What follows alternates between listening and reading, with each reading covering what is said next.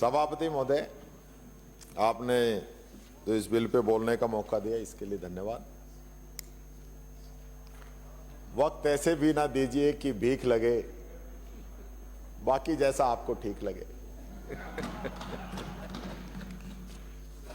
अध्यक्ष जी, सभापति जी, आज का बिल जो है बहुत महत्वपूर्ण है और सत्ता पक्ष कितना गंभीर है वो आपको नजर आ रहा होगा। 2 या 3 मंत्री हैं और बाकी सब लोग जो है अपने अपने रंग में माहिर। तो हमारी आपकी मंत्रियों की हमसे तुलना करते हो, ये एक बड़ी विचित्र सी बात लगती है। इसमें तो क्या है, जो अपना बोल के और अधिकांश लोग निकल जाते हैं, चाहे पक्ष क्यों चाहे विपक्ष क्यों। तो आज तो विपक्ष ज्यादा बोल रहा है, सत्ता पक्ष के जो बोले वो तो बैठे हैं, गोपाल जी बैठे हैं। मैं एक IC3 एक सब स्वयंसेवी संस्था है, उसकी एक रिपोर्ट है, वो मैं आपको बताना चाहूंगा कि देश के अंदर जो युवाओं की आबादी है वो पिछले 1 दशक के अंदर 10 लाख घटी है, लेकिन छात्र आत्महत्याओं की जो संख्या है वो 6654 से बढ़कर 13,044 हुई है। और लिंगाधारित अपन देखें तो 10 सालों में पुरुष छात्रों की आत्महत्या में 50% की वृद्धि हुई है और महिला छात्रों की आत्महत्या में 61% की वृद्धि हुई है। और पिछले 5 सालों में पुरुष और महिला छात्रों की आत्महत्या में औसतन 5% की वृद्धि हुई है। 21 और 22 के बीच पुरुष छात्र आत्महत्याओं में 6% की कमी आई, जबकि महिला छात्र आत्महत्याओं में 7% की वृद्धि हुई। माननीय सभापति महोदय, राजस्थान में जनवरी में 6 बच्चों ने सुसाइड किया और पिछले 1 वर्ष में 17 बच्चों ने सुसाइड किया और पिछले 5 वर्षों में 87 बच्चों ने सुसाइड किया, जिसमें से 62 सिर्फ कोटा के अंदर सुसाइड हुआ है। एक रिसर्च भी हुई है कोचिंग की और स्कूल के बच्चों के ऊपर। 200 बच्चों पे जो रिसर्च हुई उसमें स्कूल के बच्चों में जो डिप्रेशन है वो 12% था और कोचिंग के बच्चों पे वो डिप्रेशन 24% था। इसी प्रकार से आज बच्चों को मदद करने के लिए हमारी सरकार ने अनुप्रति कोचिंग चलाई, लेकिन आज जिस प्रकार से कोचिंग का जो माहौल चल रहा है देश के अंदर, इसमें आप बता दीजिए कि जो गरीब तबका है, चाहे वो किसी भी कास्ट का हो, उसके लिए कोई व्यवस्था इस सरकार ने की है? नहीं की। मैं सोच रहा था कि सरकार ये जो बिल लेके आई है, क्योंकि डबल इंजन की आपकी सरकार है, तो भारत सरकार की भी गाइडलाइन है और हाई कोर्ट की भी कुछ डायरेक्शन आप लोगों के लिए हैं। विधि मंत्रालय ने क्या तैयारी की है ये तो मेरी समझ से बाहर है, क्योंकि जिस प्रकार से बिल आ रहा था दिमाग के अंदर एक ही बात थी कि भाई कोई बहुत अच्छा बिल आएगा जो कोचिंग पे भी, अभिभावकों पे भी, बच्चों पे भी असर डालेगा। लेकिन ऐसा कुछ नहीं, ऐसा लग रहा है कि कोई 5वीं के कक्षा के बच्चे ने निबंध लिख दिया हो, क्योंकि आपके इसके पूरे न तो कोई फीस की कोई बात है, बताओ फीस स्लेब कोई बनाई आपने बिल के अंदर, या कोई कोचिंग वाइज कमेटी आपने बनाई है, स्टूडेंट सपोर्ट सिस्टम कुछ बनाया है, या सिर्फ जिला और प्रदेश स्तरीय कमेटी बना दी, बस उनके हवाले छोड़ दिया। और उसमें भी कोई जनप्रतिनिधि, क्या कोई जनप्रतिनिधि नहीं ले सकते आप? सारे अधिकारी वो तो चल ही रहे हैं। और मेरे को तो एक बहुत बड़ी साजिश इसके अंदर नजर आ रही है, इस पूरे बिल के अंदर, कि जो कोचिंग के बड़े बड़े सरगना हैं, उन लोगों ने अपने हिसाब से इस बिल को ड्राफ्ट करवाया है। और यही नहीं, वो ये भी चाहते हैं कि सरकार वाहवाही तो लूट ले, हम बिल लेके आए, लेकिन बिल पास भी नहीं हो। और वही काम यहां नजर आ रहा है, वही होगा, क्योंकि बिल जिस हिसाब से आता है, ये विधि मंत्रालय करता क्या है जब बिल बनते हैं तो? या नेता प्रतिपक्ष खड़ा होकर बोलने लगे तो पीछे इशारा करता रहो तुम बोलो।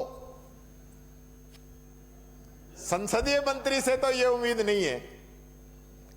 आप तो जो राजस्थान की महान परंपरा है, ये सदन है, अब टीकाराम जूली को तो रोक लो भाई। मैं तो आता ही इस परिवेश से हूं, इस परिवेश से आया हूं कि पता नहीं कितनी बातें सुननी पड़ती है, देखनी पड़ती है, हमारे तो पूर्वजों ने भुगती हैं। लेकिन आप जो टीकाराम जूली को कमजोर नहीं कर रहे हो, आप संस्था को कमजोर कर रहे हो। संस्था पद ये कमजोर नहीं होनी चाहिए, ये मैं आपसे निवेदन करना चाहता हूं। हाई कोर्ट की कुछ डायरेक्शन थी, हाई कोर्ट ने कहा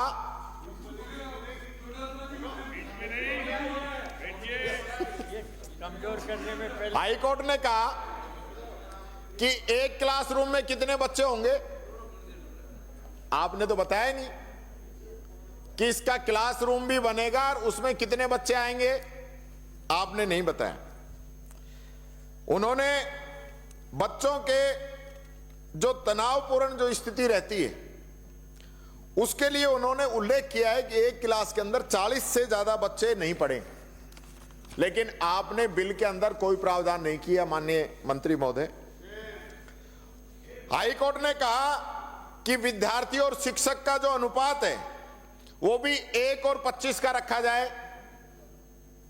आपने हाई कोर्ट के आदेश भी नहीं माने। हाई कोर्ट ने समग्र मॉनिटरिंग के लिए सुझाव दिए, वो सुझाव भी आपने नहीं माने। ये अपने नहीं, यहां के भी हैं, हाई कोर्ट ने दिए हैं 6, 12, 18 को। उन्होंने ये कहा कि शहर में एक कॉमन फैसिलिटीज बच्चों को मिले, इसका भी आपको ध्यान रखना है, वो आप बिल में नहीं लेके आए। कोचिंग के आसपास जो बच्चे रह रहे हैं वहां औचक निरीक्षण हो, उसका आपने कोई प्रावधान नहीं किया। ट्रैफिक व्यवस्था वहां की किस प्रकार से रहनी चाहिए, जिस आबादी वहां पे है, आएंगे ना नियम, तो ये बिल में दिख रहे हैं नियम क्या आएंगे, ये बिल आएगा तभी तो नियम आएंगे। इसी प्रकार से आपने ट्रैफिक का नहीं देखा। विज्ञापनों की जरूर कितना उन्होंने कहा कि भाई कोचिंग वाले लिखें कि कोई नौकरी है, कोई गारंटी नहीं है। हकीकत यह है, कोई बच्चा पास हो जाए, किसी भी कोचिंग का हो, घंटी मत बजाओ सभापति जी, अभी तो हाँ, ये कोटा का मामला नहीं है, ये मोटा मामला है, ये मोटा मामला है। हमको बोलने दीजिए कि आपने जो विज्ञापन जिस प्रकार से लगाते हैं, विज्ञापन इस प्रकार के लगाए जाते हैं कि वो बच्चा एडमिशन ले ले तो उसके सिलेक्शन की गारंटी है। उस पे रोक क्या लगाओगे, आपने कोई प्रावधान नहीं किया। सीबीएसई और बाकी के जो बोर्ड हैं, इनके प्रतिनिधि भी वहां निरीक्षण कर सकते हैं, कोई जिक्र नहीं है। बच्चों को सेल्फ स्टडी के लिए भी मोटिवेट किया जाए, कोई प्रावधान नहीं है। और आपने जो ये सारा बनाया, यानी कि सबको एक ही लाठी से आप हाँक रहे हैं। कोई कोचिंग सेंटर तो ऐसे हैं जिनमें 50 बच्चे भी नहीं, और कोई कोचिंग ऐसे जिनमें हजारों हैं। तो आपने सबको एक ही रजिस्ट्रेशन फीस और सब चीज एक ही कर दी, एक ही शास्त्री सब, यानी बड़े बड़े लोग उनको फायदा देने का काम हो रहा है, छोटे वाले तो बेचारे वैसे ही मारे जाएंगे। इसी प्रकार से अब जो डबल इंजन की सरकार है उसका सुन लो। भारत सरकार ने जो निर्देश दिए कि 16 साल से कम के बच्चे नहीं होंगे, आपने कोई निर्देश नहीं। उन्होंने कहा क्लास, कौन सी क्लास के बाद में बच्चे आप लोगे, कोई निर्देश नहीं। इसी प्रकार से बायोमेट्रिक अटेंडेंस का आपने कोई प्रावधान नहीं, लूट मस्ती रहे। बच्चा 2 दिन भी अगर कोचिंग से अब्सेंट रहता है तो कहां सूचना देंगे, कोई प्रावधान नहीं। आपने तो छुट्टियों का भी झमेला बना दिया कि छुट्टी अपने स्तर पे करके कोचिंग सेंटर एडजस्ट कर लेंगे। क्यों भाई, जो नेशनल हॉलीडे है या प्रदेश के हॉलीडे हैं तो उनको तो इस हिसाब से होना चाहिए। इसी प्रकार से आपने इसके उद्देश्य और कारणों में सिर्फ नीट का और आईआईटी का जिक्र किया, बाकी कोचिंग सेंटर का तो जिक्र ही नहीं है। तो उनके लिए क्या प्रावधान किए हैं ये भी जरा बता दो। और इसी प्रकार से माननीय सभापति जी, यानी कोचिंग सेंटर के जो संविधान का, जो देश के संविधान का अनुच्छेद 14 और 15 जो कहता है कि कोचिंग सेंटर में जो प्रवेश होगा या शिक्षण प्रक्रिया होगी उसमें धर्म, जाति, नस्ल, लिंग, कोई उसके अंदर भेदभाव नहीं होना चाहिए। आपने कोई प्रावधान नहीं किया। इसी प्रकार से जो कमजोर समुदाय के बच्चे हैं उनको किस प्रकार से आप उनकी मदद करेंगे, आपने कोई प्रावधान नहीं किया। एससी का है, एसटी का है, ओबीसी का है, एमबीसी का है, ईडब्ल्यूएस का है, आपने कोई प्रावधान नहीं किया। इसी प्रकार से जो दिव्यांगजन है, दिव्यांग जन अधिकार अधिनियम 2016 उसकी पालना आपने नहीं की। इसी प्रकार से जो ट्यूटर्स आएंगे वो किस बच्चे की क्या कैटेगरी है, कई बच्चे स्लो सीखने वाले भी होते हैं, उसका कहीं आपने कोई प्रावधान नहीं किया। यानी कि विराजे साहब, आपने जो पेनल्टी लगाई है, भारत सरकार कह रही है कि पहला अपराध करने पर 25,000 रुपए की पेनल्टी लगेगी, आप कह रहे हो 2 लाख की लगेगी।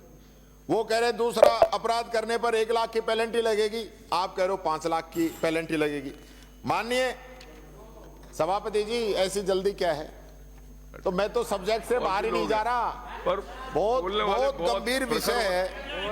आप कोटा से आते हैं, आप कोटा की स्थिति समझते होंगे साहब। ये मैं समझता हूं, पर बहुत प्रखर वक्ता है, सब बोलने लग गए तो पूरी रात 3-4 दिन बोलने दो ना सबको। विषय पे बहस सुबह ये तय हो गया था, सुबह तय हो गया था, क्योंकि मैंने पहले कह दिया था कि जब मैं बोलता हूं तो संसदीय मंत्री जी इशारा करते हैं। नहीं, कोई इशारा नहीं है, तो बस समय सीमा है, समय सीमा में अपनी बात कह दे। बिल पर ही बात कर रहे हैं। मुझे माननीय सभापति जी मुझे कोट करके कहा है, जिनकी पुरानी आदतें होती है ना वो धीरे धीरे बाहर आ जाती है। इशारा न तो हम करते हैं न करने की आदत है, पर मेरा निवेदन नम्रता से आपसे है, अब वो पुराना इशारे की बातें भूल जाओ। अब इशारा नहीं होता, अब तो अदृश्य होते हैं। अदृश्य से आप खुश हैं? कोई नहीं। अंधेरे की साजिशें रोज रोज होती हैं, अंधेरे की साजिशें रोज रोज होती हैं, फिर भी उजाले की जीत हर रोज होती है। इसलिए अंधेरे की साजिशें रोज रोज होती है, उजाले की हर रोज जीत होती है। मेरे मित्र, इधर उजाला है, उधर अंधेरा होने की संभावना है। हाँ, तू इधर उधर की बात न कर, ये बता काफिला लूटा क्यों? ये जो बिल बार बार वापिस जा रहे हैं इसकी बताओ आप। तो ये जितने बिल इतिहास बना दिया आपने। सुनो, उसका जवाब सुनो। अब तो जवाब सुनना ही पड़ेगा। अंधेरा उजेला से निकल करके मेरा मित्र कोचिंग बिल पर आ गए हैं। अंधेरा से उजेला से निकल कर मेरा मित्र कोचिंग बिल पर आ गया है। कोचिंग राजस्थान की आन है, पहचान है, हमारा वैभव है। बच्चों की आन बान और समा हमारी जिम्मेवारी है। हम दोनों के बीच में बैलेंस सके मित्र, इसके लिए सहयोग करने की आवश्यकता है। देखो सभापति जी, हाथी घोड़े तो तलवारें, फौज तो तेरी सारी है। माननीय आप विराजे प्लीज। हाथी घोड़े हाथी घोड़े तोप तलवारें, फौज तो तेरी सारी है, पर जंजीरों में जकड़ा राजा मेरा अब भी सब पर भारी है।